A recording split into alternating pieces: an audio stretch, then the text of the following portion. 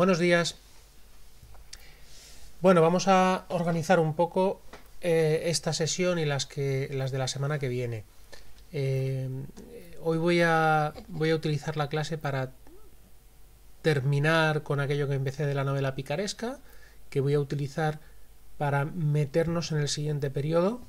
Terminamos el Renacimiento y vamos a pasar al Barroco. Os recuerdo que ya habíamos visto una obra o un autor, unos autores, no habíamos visto el teatro barroco. Hice la introducción a propósito de Fuenteovejuna. Perdón. Y vimos aquellos apuntes, estudiamos la obra, ¿vale? O sea que Fuenteovejuna pertenece al barroco, al periodo que empezamos ahora. La adelantamos porque como fuimos al teatro a ver una obra de Lope de Vega, pues por eso adelantamos esos contenidos. O sea que voy a utilizar la novela picaresca, que arranca con el Lazarillo, que se sitúa dentro del Renacimiento. Voy a utilizar a los continuadores del Lazarillo, a los que me referí el otro día, bueno, a dos en particular, a Mateo Alemán y a Quevedo, para introducirnos en el barroco. Bueno, eso por un lado. De manera que en la clase de hoy no sé si dará tiempo a arrancar Romeo y Julieta o no. Además, así tengo tiempo para ir haciendo para recoger todas vuestras intervenciones. El lunes voy a hacer una sesión en directo. Me gustaría veros y que pudierais intervenir en directo. Lo vamos a hacer, y me imagino que ya lo habéis hecho con otros profesores, lo vamos a hacer con Meet, que es la herramienta de Google para hacer videoconferencias. Será todo más sencillo si entráis con la cuenta del instituto, pero en todo caso funcionará también aunque no la utilicéis. La cosa será tan sencilla como pinchar sobre este enlace. ¿Veis? Bueno, todavía esto no está visible, pero estas las tareas del viernes. Bueno, pues en las tareas del lunes os aparecerá ya desde hoy a las 8:30, os aparecerá este enlace que pone clase virtual en directo. La cosa consiste sencillamente en pinchar ahí, a ver, un segundito, en pinchar ahí y entráis en la videoconferencia, digamos, ¿no? No voy a insistir mucho porque seguramente ya lo habéis hecho.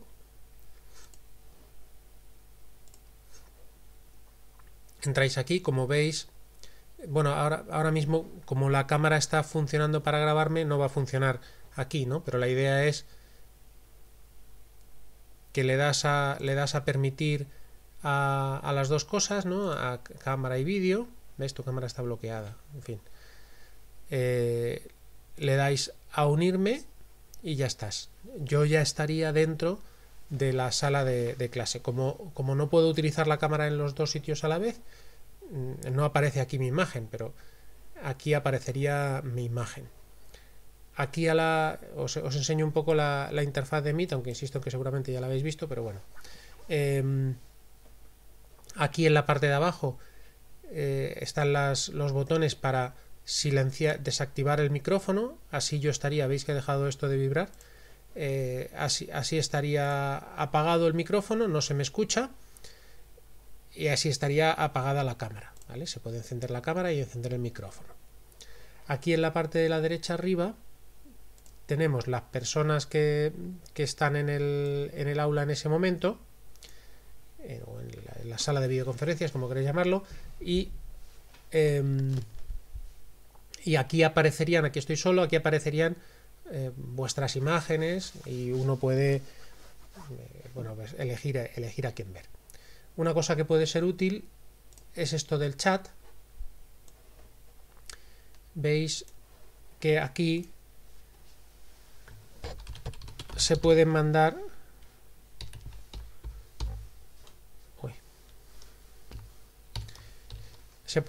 mensajes. Se pueden mandar mensajes a todos los que están dentro de la sala de conferencias, ¿vale? Nos puede ser útil para, como somos muchos, el intervenir directamente pues puede ser bastante difícil porque nos solaparemos unos a otros, pues utilizaremos el chat para pedir la palabra. Digamos, será como levantar la mano, ¿vale? La hora de la videoconferencia será la de la hora de clase ordinaria.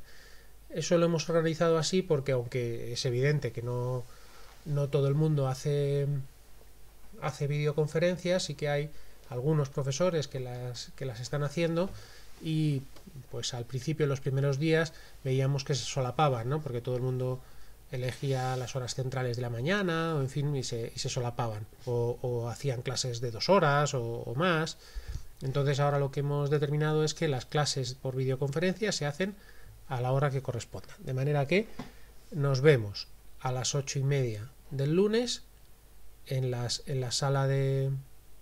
nuestra sala de videoconferencias, que va a ser siempre la misma, que es esta, ¿vale? La que está el enlace aquí. Eso no quería hacerlo.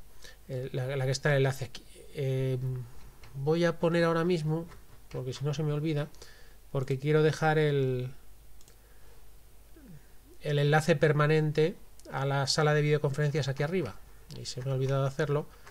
Perdonad un segundito que lo hago y vuelvo con vosotros ahora mismo.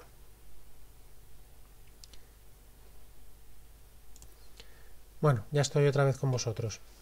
Veis que he puesto aquí en la parte alta de la clase, del aula virtual, vamos, este enlace a la clase, a las videoconferencias. Siempre que tengamos clase en directo, pues será aquí. Vale, una cosa más de orden práctico. Me gustaría que me confirmarais, como el chat ese que abrí puede ser de alguna utilidad, me gustaría que me confirmarais que podéis acceder a él y que podéis comunicaros. Para eso, id por favor a esta dirección, chat.google.com, entráis con la cuenta del instituto, con la de ierroshcl.org, y vosotros os aparecerá en salas, os aparecerá esta de español a literatura. Os pongo ahí un mensajito.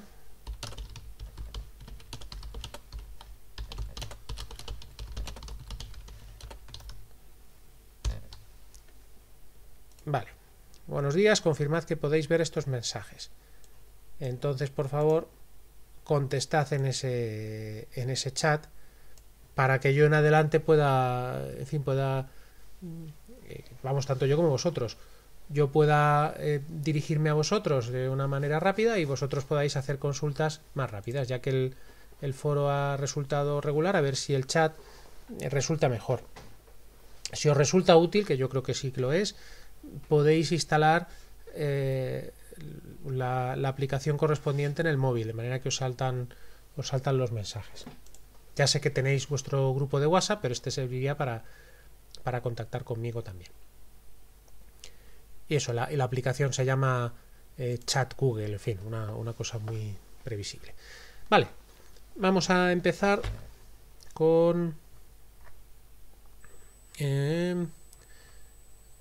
sí, íbamos a leer un par de textos que ya teníamos colgados en el aula de ayer, que son el Guzmán de Alfarache y el Buscón.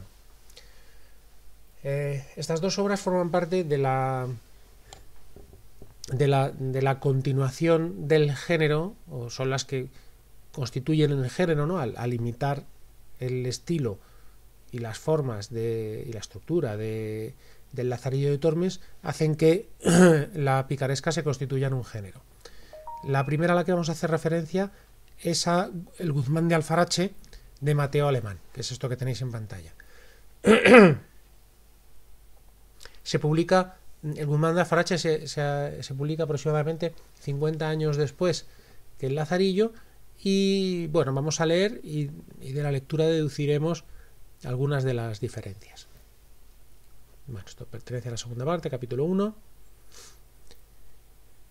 Da igual, ¿no?, lo que haya sucedido antes y lo que haya sucedido después, y lo que suceda después. Vamos a ir leyendo. Cuando con algún fin quiera acreditar alguno su mentira, para traer a su propósito testigos, busca una fuente, lago, piedra, metal, árbol o hierba con quien la prueba, y luego alega que lo dicen los naturales. De esta manera se les han levantado millares de testimonios. Él es el que miente y cárgaselo a ellos. Yo aquí haré al revés, porque no mintiendo diré su mentira, y no porque yo afirme que lo sea, sino porque lo parece, y debe de ser verdad, pues Apolonio Tianeo lo toma por su cuenta y dice haber visto una piedra que llaman Pantaura, reina de todas las piedras, en quien obra el sol con tanta virtud que tiene todas aquellas que tienen todas las piedras del mundo, haciendo sus mismos efectos. Y de la manera que la piedra imán atrae así el acero, esta Pantaura trae todas las otras piedras, preservando de todo mortal veneno a quien consigo la tiene. Bueno, madre mía, hemos entendido un cuarto de la mitad. Cosas que nos llaman la atención. Bueno, pues que utiliza un lenguaje culto. Vamos a ver. Vimos que las frases largas son propias de un lenguaje culto, elaborado, sobre todo cuando son coherentes, como esta lo es, llena de subordinadas y de subordinadas esencialmente, y de ¿cómo se llama?, de incisos. Utiliza además referencias externas, ¿no? Aquí tenemos Apolonio Tianeo, Pantaura, ¿no? ¿Vale? Tenemos referencias cultas. Tenemos un lenguaje también culto. Preservar. Vamos a ver. Acreditar no era lenguaje culto en la época. No demasiado, ¿no? No demasiado culto. La complejidad viene por la longitud de las frases y por las referencias externas, más que otra cosa. Más adelante veremos que sí que utiliza lenguaje culto, pero aquí en este fragmentito no demasiado. En cuanto a lo que está diciendo, bueno, fijaos también esa complejidad que aparece por hemos visto, recordáis al Marqués de Santillana, ¿no? Y cómo vimos que el texto se hacía complejo. El texto se hacía complejo con las frases largas, hemos visto frases largas. El texto se hace complejo con referencias externas, hemos visto referencias externas. Y otra forma de que el texto se haga complejo es con lenguaje culto, que hemos visto regular, ¿no? No está totalmente claro en este fragmento, aunque más adelante sí lo estará. Y otra forma de hacer el texto complejo son las enumeraciones, especialmente si son enumeraciones largas, como es este caso. Vale, ¿qué es lo que nos está diciendo? Está diciendo que cuando alguien quiere mentir, se lo achaca, aquí, paráfrasis de esto, cuando alguien quiere mentir, se lo achaca a algo externo, ¿no? Un lago, una piedra, un metal, un árbol, una hierba, la culpa ha sido de otro, ¿no? Y después habla de que hay una referencia clásica, que es este Apolonio Tianeo, que habla de una piedra cuyas cualidades, que contiene todas las cualidades de todas las piedras del mundo, y que además es un, ¿cómo se llama?, un antídoto para los venenos. Y de bueno, pues nada, pues nos ha hecho esa introducción. Vale. Con esta piedra, con la Pantaura, se pudiera bien comparar la riqueza, pues hallarán en ella cuantas virtudes tienen las cosas todas. Todas las atrae así, preservando de todo veneno a quien la poseyere. O sea, dice que la riqueza es como la Pantaura, que tiene todas las virtudes y que es un antídoto universal para quien la posee. Todo lo hace y obra. Es ferocísima bestia. Todo lo vence, atropella y manda la tierra y lo contenido en ella. Con la riqueza se doman los ferocísimos animales. No se le resiste pez grande ni pequeño en los cóncavos de las peñas debajo del agua. En los cóncavos de las peñas, o sea, en los valles submarinos, ¿no? No se le resiste ningún pez. Ni le huyen las aves de más ligerísimo vuelo. Desentraña lo más profundo sobre que hacen estribo los montes altísimos y saca secas las imperceptibles arenas que cubre la mar en su más profundo piélago. O sea que la riqueza tiene unas capacidades enormes de derrotar a los animales feroces, de someter a los peces que están en lo más profundo del mar. Seguimos. ¿Qué alturas no allanó? ¿Cuáles dificultades no venció? ¿Qué imposibles no facilitó? ¿En qué peligros le faltó seguridad? ¿A cuáles adversidades no halló remedio? ¿Qué deseo que no alcanzase o qué ley hizo que no se obedeciese? Y siendo como es un tan ponzoñoso veneno, que no sólo como el basilisco, siendo mirado mata los cuerpos, empero con solo el deseo, siendo codiciada, infierna las almas. Es juntamente con esto atriaca de sus mismos daños. Atriaca es otra vez ¿cómo se llama? Que cura el veneno, lo acabo de decir. Antídoto. Es juntamente con eso atriaca, antídoto de sus mismos daños.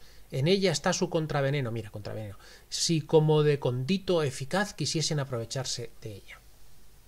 De condito, condimento, es un italianismo. Bueno, no, nos da igual entender palabra por palabra todo lo que está diciendo, porque no es un texto en el que queramos centrarnos. Pero vamos a fijarnos en las características. Bueno, lo que está diciendo, grosso modo, es que la riqueza tiene poder sobre todo, haya remedio para las adversidades, allana las alturas, etcétera, etcétera. Las leyes obedecen a la riqueza aquí, las leyes obedecen a la riqueza, etcétera. Y además dice que es antídoto de los propios daños que genera. Vemos aquí un lenguaje muy retórico, muy reiterativo, ¿no? El concepto está repetido una y otra vez, con distintas metáforas, con distintas enunciaciones del mismo concepto. Hay preguntas retóricas, hay frases largas. Es un lenguaje que encaja más con el lenguaje de los sermones, literalmente, de los sermones religiosos que se daban en la época, que tenían esta fórmula, que con el lenguaje que habíamos encontrado en el Lazarillo de Tormes. Esta es la característica esencial del Guzmán de Alfarache. El Guzmán de Alfarache es, aunque no os lo parezca, no os lo parezca por el fragmento que estamos leyendo, ¿no? Es una novela picaresca cuya principal característica es que intercala estas morcillas, ¿no? estos fragmentos, estas digresiones de carácter didáctico y moralizante. Esa es su principal característica. Este Guzmán de Alfarache, que efectivamente, aunque no lo creáis leyendo este fragmento, se comporta también como un pícaro. Lo vemos aquí al final del fragmento, me parece. Sí. Este Guzmán de Alfarache, que se comporta como un pícaro, habla en forma de sermón, habla como un sacerdote, ¿no? Da discursos moralizantes en lenguaje culto, con referencias externas, con frases largas, con enumeraciones, con preguntas retóricas, con unos contenidos moralizantes también muy claros, con una intención didáctica que se ve en la repetición de los conceptos, con un lenguaje metafórico vinculado a lo bíblico. Bueno, eso es lo que nos encontramos en el Guzmán de Alfarache, que va a ser la primera obra que encontramos dentro de este género de la novela picaresca. Ya veremos que hay muy diversos, bueno, veréis otro, pero vamos, ya os digo yo que hay muy diversos continuadores de la novela picaresca. No salen en el fragmento, pero el Guzmán de Alfarache sí que cumple con las características básicas del género. Está narrado en primera persona, el protagonista parte de un parte de un bajo estatus social de niño y va ascendiendo a lo largo de la obra. Se sitúa la acción, que es continuamente interrumpida por esta suerte de sermones, ¿no? Pero la acción se sitúa en la sociedad contemporánea y en los bajos fondos de esa sociedad contemporánea. El protagonista, Guzmán de Alfarache en este caso, va sirviendo a varios amos y de cada uno de esos amos va aprendiendo algo. En fin, la estructura básica la tiene, ¿no? Aquí lo que he querido destacar es lo que caracteriza más al Guzmán de Alfarache, que son las digresiones. Fijaos aquí, este fragmentito, me salto un trozo, fijaos aquí este fragmento que nos recuerda esa parte final del Lazarillo de Tormes. Vesme aquí, o sea, nos ha soltado el sermón que empieza aquí y termina aquí, ¿no? Este fragmentito es uno de esas intercalaciones, de esos incisos didácticos y que hay en el Guzmán de Alfarache. Y aquí dice: vesme aquí ya rico y muy rico y en España, pero peor que primero, que si la pobreza me hizo atrevido, la riqueza me puso confiado. Si me quisiera contentar y supiera gobernar, no me pudiera faltar. Empero, como no hice ni supe otro, por el dinero puse a peligro el cuerpo y en riesgo el alma. Bueno, sigue con el tono didáctico, tan alejado del Lazarillo de Tormes, ¿no?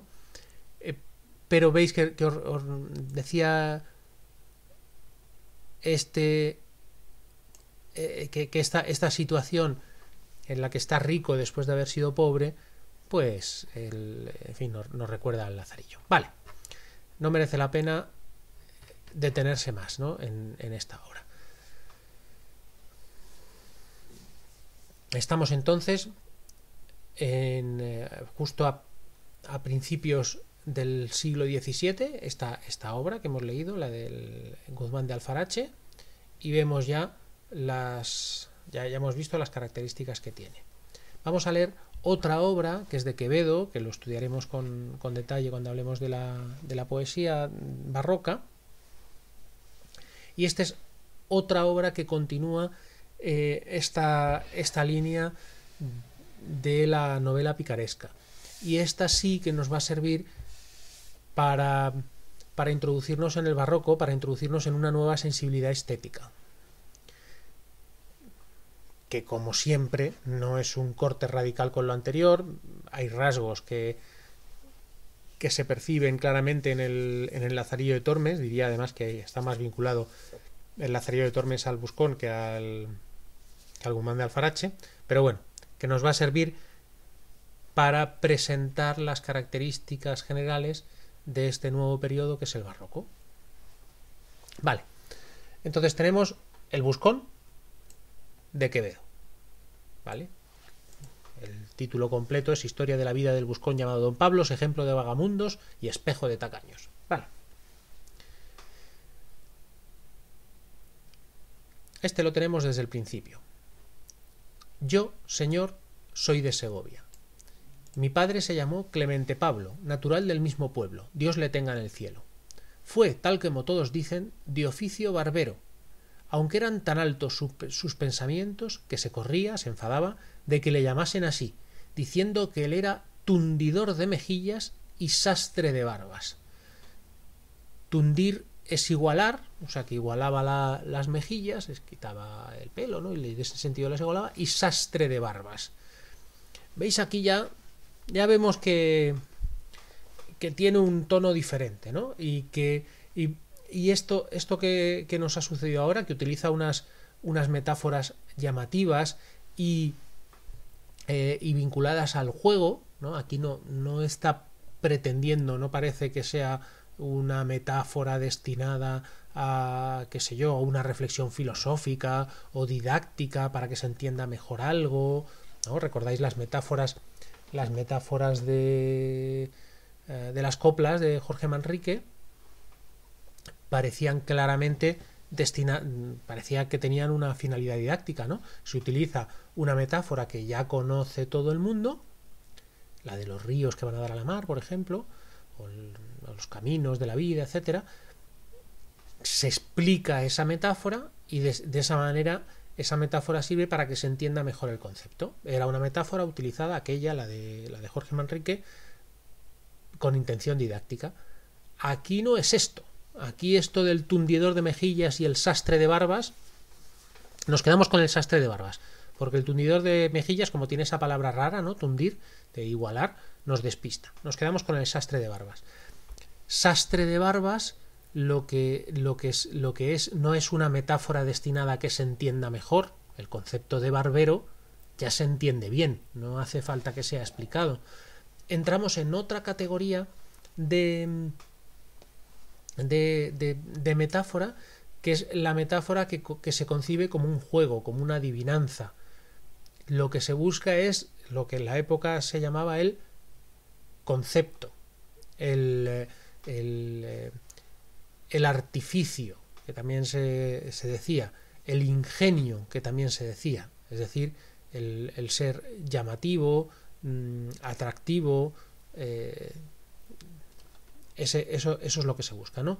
Es la literatura como un divertimento, como un juego y principalmente como juego de palabras. Bueno, ya me he enrollado bastante, nada más que con el sastre de barbas. Y ahora vamos a ver que continúa. De hecho, es a lo que se dedica principalmente Quevedo. Dicen que era de muy buena cepa y según él bebía es cosa para creer. Veis aquí el doble sentido, los dobles sentidos y los juegos de palabras van a ser continuos. De ser de buena cepa en sentido metafórico, ser de buena familia, ¿no? Y las cepas dan vino, pues tal y como él bebía, es de creer que sea de buena cepa, ¿no? Ese tipo de juegos nos los vamos a encontrar continuamente. Estuvo casado con Aldonza de San Pedro, hija de Diego de San Juan y nieta de Andrés de San Cristóbal. Sospechabas en el pueblo que no era cristiana vieja, aun viéndola con canas y rota, aunque ella, por los nombres y sobrenombres de sus pasados, quiso esforzar que era descendiente de la gloria. Bueno, aquí hay una referencia de la época que hay que entender para entender el fragmento y que era un tipo de burla muy frecuente en Quevedo, muy frecuente. Es que en la época estamos cerca de la expulsión de los judíos de España y estamos cerca de problemas diversos con los musulmanes que todavía viven en España, y entonces es muy frecuente en la época la figura del judío converso. Nos va a aparecer en la literatura por todos los lados, nos va a aparecer en el Quijote, nos va a aparecer en Quevedo con muchísima frecuencia, y sucedía que los judíos, cuando se convertían al cristianismo, adoptaban, dado que el ser cristiano viejo o no serlo, el ser que tus padres y tus abuelos fueran también cristianos, era algo que tenía efectos prácticos. Es decir, podías acceder a ciertos puestos de la administración si eras cristiano viejo y si no, no.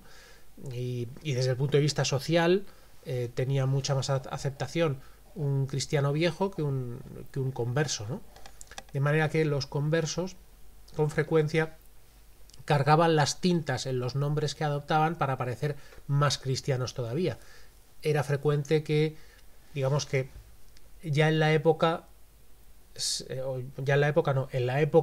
se sabía que un apellido de San Cristóbal de la Cruz, todo con referencias cristianas, más que hacer pensar en que fuera cristiano viejo, hacía pensar ya lo contrario, porque como los conversos se ponían apellidos muy cristianísimos, pues entonces cuando aparecía un apellido como estos, pues uno pensaba lo contrario, que era judío converso. Por eso este de San Pedro, de San Juan y de San Cristóbal hacen sospechar que no era cristiana vieja, ¿vale? Bueno, esto es un chiste recurrente en Quevedo.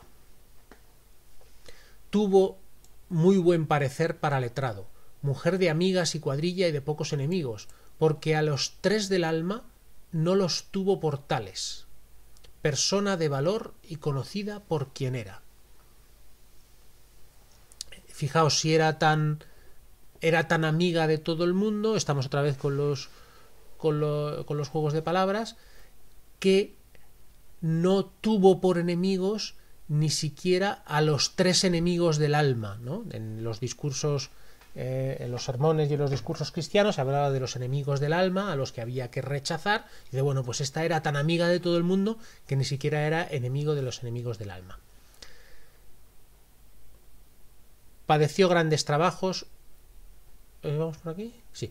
Recién casada y aún después, porque malas lenguas daban en decir que mi padre metía el 2 de bastos para sacar el as de oros. Esto nos requiere... Bueno, no tengo una monedita por aquí, pero vaya, lo que hacía, ni tengo bolsillo. A ver, sí, así se puede ver. Metía el 2 de bastos, esto sería el 2 de bastos, 2 palos, para sacar, lo metía en los bolsillos de la gente y sacaba una moneda así de los bolsillos, de manera que, ¿cómo es? Metía el 2 de bastos en un bolsillo para sacar el 2 de oros, ¿vale? Sacaba la moneda así, o sea que era un ladrón. Fijaos de qué manera tan rebuscada y tan orientada al juego. Esto es una divina adivinanza, que es lo que quiero decir, ¿no? Qué ingenioso soy, ¿no? Se busca el ingenio, el concepto. Qué manera tan rebuscada y tan ingeniosa de decir que era ladrón, ¿no? Probósele que a todos los que hacía la barba a navaja, hemos dicho que era barbero, les hacía la barba a navaja, mientras les daba con el agua levantándoles la cara para el lavatorio, un mi hermanico de 7 años les sacaba muy a su salvo otro juego de palabras: los tuétanos de las faldriqueras. Las faldriqueras eran unos bolsillos ocultos que tenían la ropa de la época. Y sacarle los tuétanos, sabéis que el tuétano es esa parte interior del hueso que es más blanda, le sacaba entonces el tuétano a la faltriquera. Si la faltriquera es un hueso, el tuétano, lo que tiene dentro es el dinero.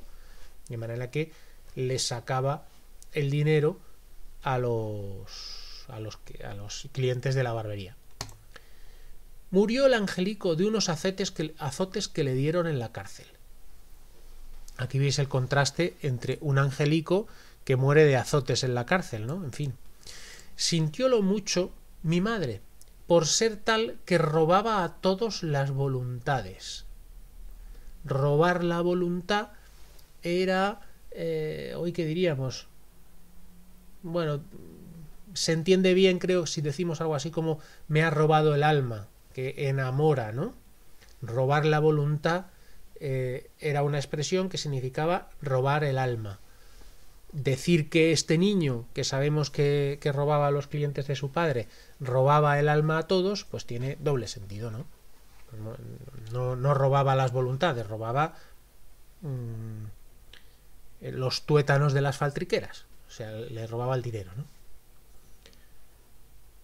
Por estas y otras niñerías estuvo preso, y rigores de justicia, que de hombre no se puede defender, le sacaron por las calles. Se hacían exposiciones públicas de los ladrones y los delincuentes, ¿no? que se paseaban en un burro, dando la vuelta, en fin, estas humillaciones públicas. En lo que toca de medio abajo, o sea, la parte baja del cuerpo, tratáronle a aquellos señores regaladamente, que que le regalaron, que le trataron bien, ¿no? Iba a la brida en bestia segura y de buen paso, con mesura y buen día. O sea, que iba subido a un animal que iba despacio, iba subido en un burro, ¿no? Pero más de medio arriba, etcétera. Bueno, de medio arriba, etcétera. Esto es como el ese de y ya tal, ¿no? Lo demás y ya tal, ¿no? Ya te imaginas. Que no hay más que decir para quien sabe lo que hace un pintor de suela en unas costillas. Aquí tenemos otra expresión metafórica, pintor de suela, algo que pinta y que es como y que equivale a una suela, le están dando golpes, están pintándole el cuerpo. Luego se aclara un poquito, porque al azotarle le salen rojeces, ¿no? Entonces como si estuvieran pintando con lo que está hecho una suela, con cuero, ¿no? Le están dando latigazos. Diéronle 200 escogidos. 200 escogidos son 200 azotes dados a conciencia, ¿no? Que de allí a 6 años, que después de 6 años, se le contaban por encima de la ropilla. Bueno, le hizo unas llagas, ¿no? Unas llagas no se llaman, unas cicatrices que se distinguían por encima de la camisa, ¿no? 6 años después. Más se movía el que se los daba que él, cosa que pareció muy bien. Más se conmovía, diríamos, ¿no? Se conmovía. Divirtióse algo con las alabanzas que iba oyendo de sus buenas carnes, que le estaba de perlas lo colorado. Iba escuchando hablar bien sobre lo rojas que estaban sus carnes y que eso le resultaba agradable. Mi madre, pues, no tuvo calamidades. Un día, alabándomela una vieja que me crió, decía que era tal su agrado que hechizaba a cuantos la trataban. Y decía, no sin sentimiento: en su tiempo, hijo, eran los virgos como soles, unos amanecidos y otros puestos, y los más en un día mismo, amanecidos y puestos. No sé si recordáis, yo creo que sí, que en el fragmento de la Celestina que leímos el otro día hay una referencia a que la Celestina hace y deshace virgos. Deshace virgos porque se dedica a juntar voluntades, o sea, a juntar hombres y mujeres, por lo tanto se acuestan y la virginidad se pierde. Y por otro lado, otra de las funciones de estas alcahuetas, que es lo que parece que es la madre, es zurcir, recomponer los virgos, que era algo que en la época tenía importancia. Y ahí, aquí este juego en que los virgos eran como soles, que unos amanecían, unos aparecían y otros desaparecían gracias a la intervención de su madre, y decía que los más en el mismo día eran amanecidos y puestos, que aparecían y desaparecían en el mismo día. Bueno,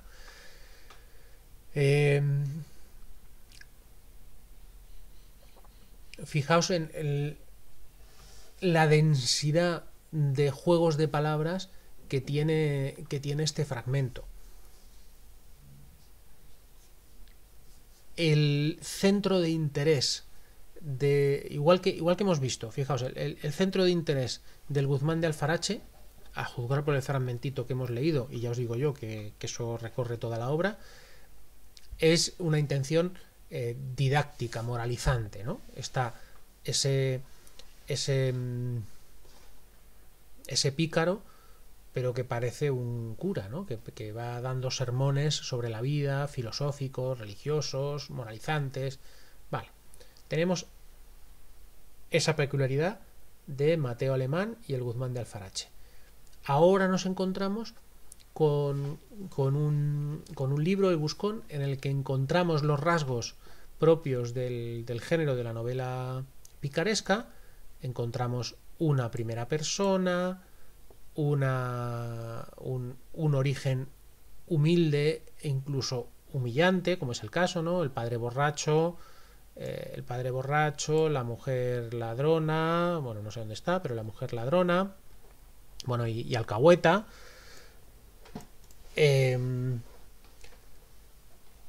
Su hermano ladrón, su hermano muere, en fin, toda una situación social muy mala y el origen, lo más bajo de la sociedad. Narra en primera persona y se produce, esto os lo tengo que decir yo porque no lo hemos leído, se produce un ascenso social, lo cual no es difícil, ¿no? Partiendo de aquí, pasará lo mismo que en el Lazarillo. Bueno, tenemos esas características esenciales junto con, fijaos, vuestra merced, ¿verdad? Que aquí es señor.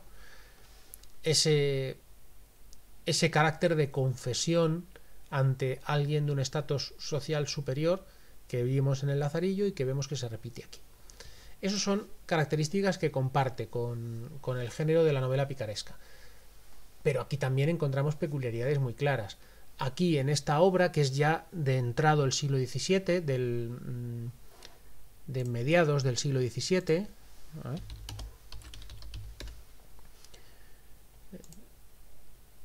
sí, de 1626. Bueno, la versión... Sí, no está claro, ¿no? Esta obra se publica tarde y pues no se sabe en qué momento exacto se compuso, ¿no? Dice que desde 1604 a 1620, puede ser, se han propuesto fechas y que se dicen que estaría trabajando en ella hasta 1640. Bueno, vale. Entrado en el siglo XVII en todo caso. Y que esta obra, la característica esencial es el gusto por el juego de palabras, por el concepto, por el ingenio, por encima de por encima de lo argumental. El argumento en el Buscón es muy débil, prácticamente es un hilito, pasan relativamente pocas cosas y relativamente poco importantes, no hay un dibujo de los personajes, de un retrato psicológico de los personajes, no hay una estructura narrativa muy clara. El interés de la obra se centra en los juegos de palabras.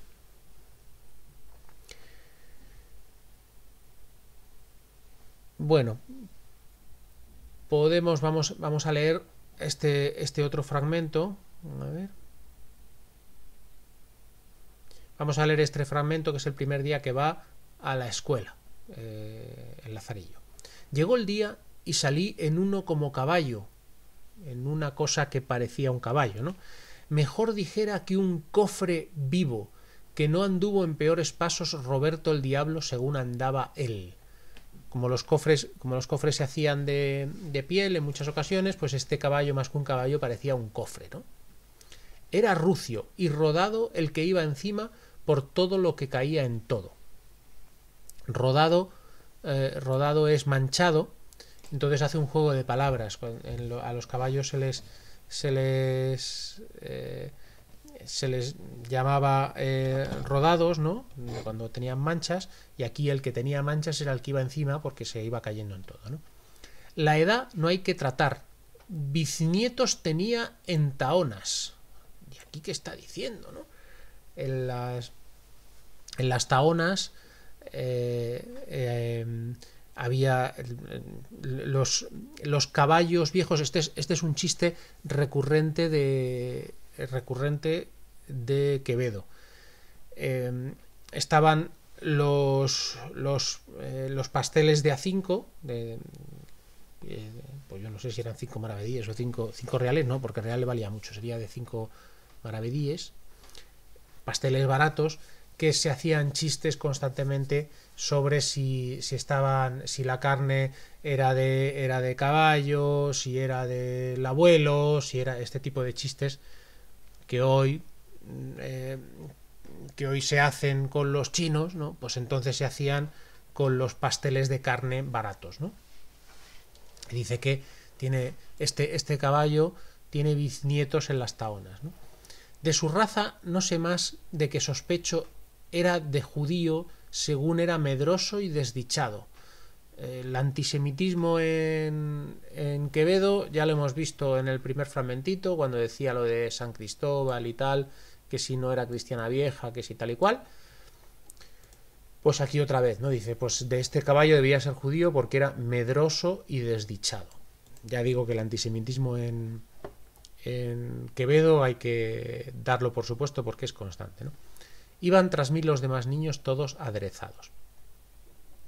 Pasamos por la plaza, aún de acordarme tengo miedo, y llegando cerca de las mesas de las verduras, Dios nos libre, agarró mi caballo un repollo a una, y ni fue visto ni oído cuando lo despachó a las tripas, a las cuales, como iba rodando por el gaznate, no llegó en mucho tiempo. Aquí hay una hipérbole, tenía un gaznate, un cuello tan largo que iba tan largo y tan vacío, ¿no? Que ese repollo que se había comido iba rodando clon, clon, clon, clon, clon, por ese sitio vacío y largo que hace que tarde mucho en llegar hasta las tripas. La bercera, que siempre son desvergonzadas, empezó a dar voces. Llegáronse otras, y con ellas pícaros, y alzando zanahorias, garrofales, nabos frisones, tronchos y otras legumbres, empiezan a dar tras el pobre rey. Yo, viendo que era batalla naval y que no se había de hacer a caballo, aquí tenemos otro juego de palabras, ¿no? Dice que se están tirando zanahorias, garrofales, nabos. Para que veáis el nivel del juego de palabras, los frisones eran caballos muy grandes. Entonces un nabo frisón se puede interpretar como un nabo grande, ¿no? El caso es que se están tirando allí los pícaros, los que están por allí, la bercera, se están tirando zanahorias, garrofales, nabos frisones, tronchos y otras legumbres. Nabos. Entonces dice el buscón, dice que como era batalla naval, y aquí está el doble sentido, batalla de nabos y batalla naval, batalla de barcos. Perdón.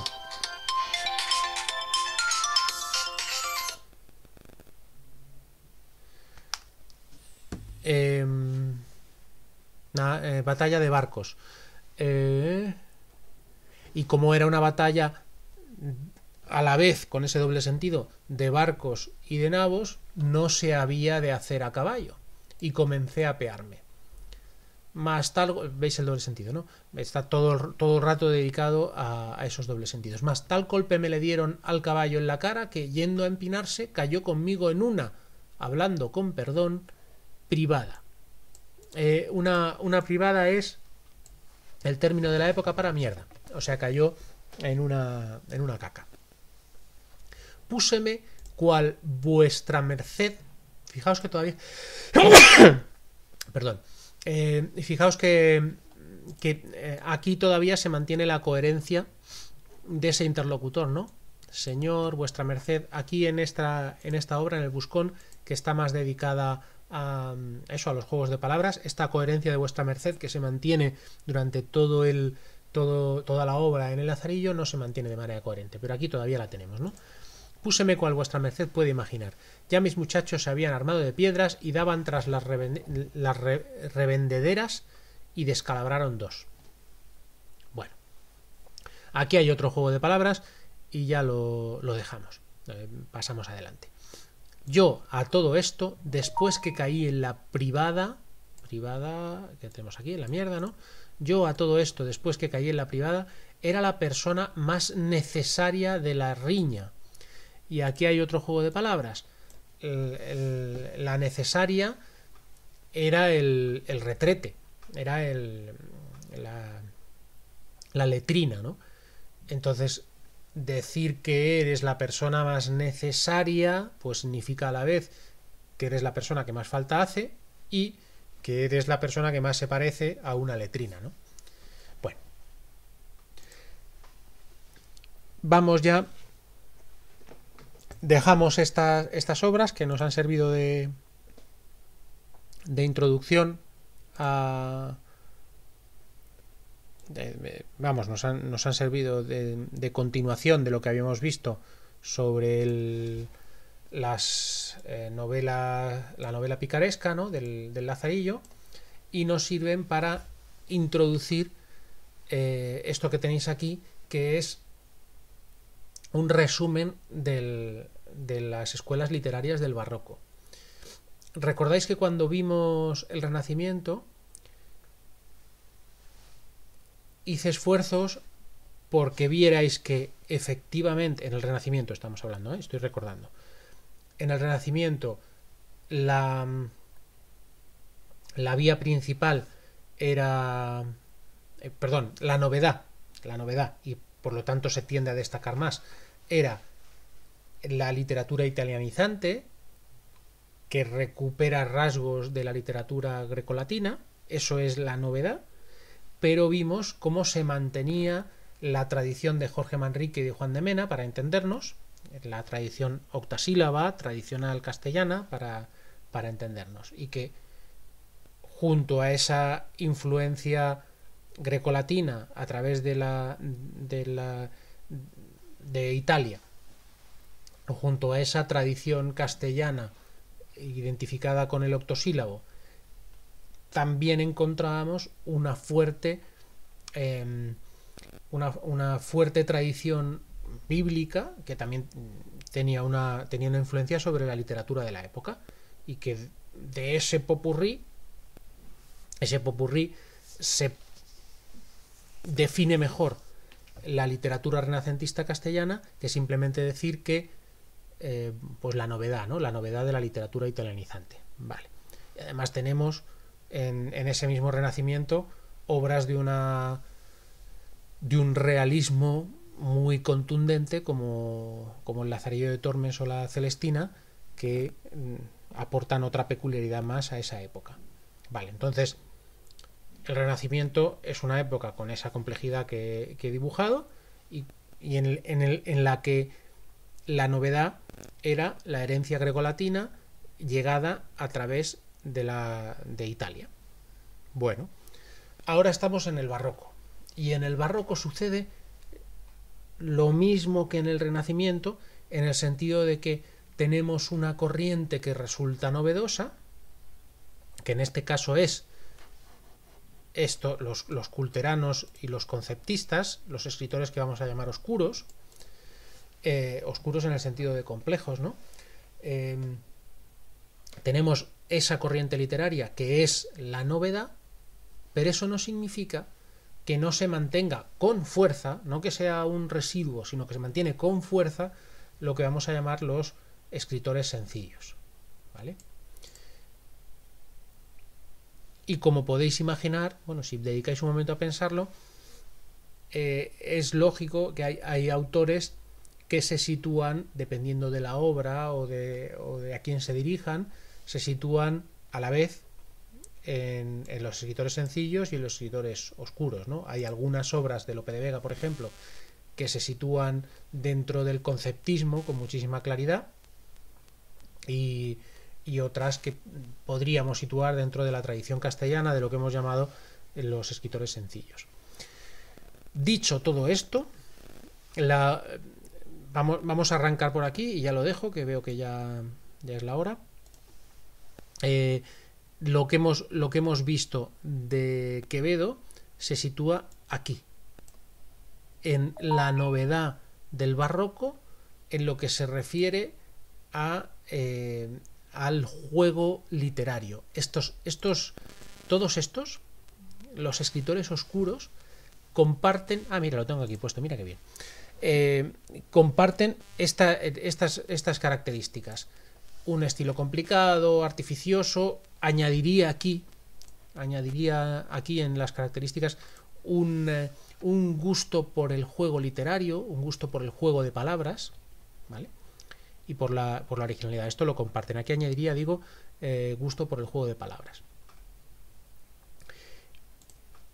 Eso lo hemos encontrado, lo hemos visto, ¿no? En el Buscón de Quevedo. Juegos verbales y dobles sentidos, los hemos visto. Paradojas, antítesis y paralelismos, pues no los hemos visto, pero estarán y los veremos en otros autores. Burla e ironía, sí lo hemos visto, ¿no? Ese tono burlesco de toda la obra. Frases lacónicas, es decir, cortas, contundentes, con riqueza de significados, con dobles interpretaciones, lo hemos visto, preferentemente prosa, y Francisco de Quevedo. Bueno, nos quedamos aquí. El lunes nos vemos el lunes a las 8:30. Nos vemos en la clase virtual en directo a la que podéis acceder desde aquí. Y trataremos, ahora sí que sí, de Romeo y Julieta. ¿Vale? Pues venga, nos vemos.